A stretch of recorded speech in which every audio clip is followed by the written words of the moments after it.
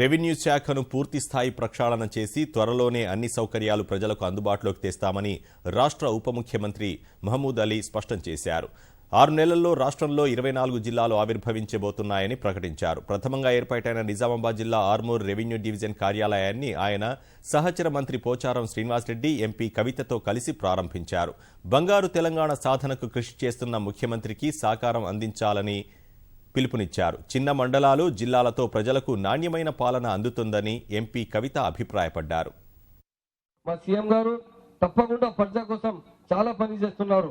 నేను చాలా India other state కి పోయినా ఎక్కడ పోతే అంటే ఏ పేపర్లో అంటే తెలంగాణ కోసం రాసిస్తున్నారు. ఏం రాసిస్తున్నారు?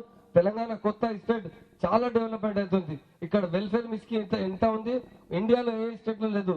మన ఆసరా పెన్షన్ అంటే ఈ రెవెన్యూ డిపార్ట్మెంట్ లో అంటే కొంచెం పేరు బదలాం ఉంది.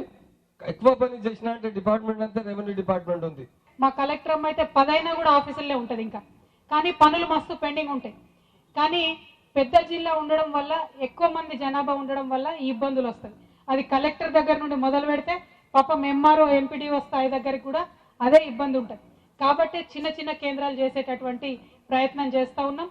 మరి దానికి శ్రీకారం చుట్టి మా ముఖ్యమంత్రి గారు మొత్తం తెలంగాణ అంతటా కూడా ఇంకా మండలాల సంఖ్యను పెంచబోతా ఉన్నారు. ఇంకా ఎమ్మెల్యే నియోజకవర్గాలు కూడా పెరగబోతా ఉన్నాయి. రెవెన్యూ డివిజన్లు కూడా పెరగబోతా ఉన్నాయి.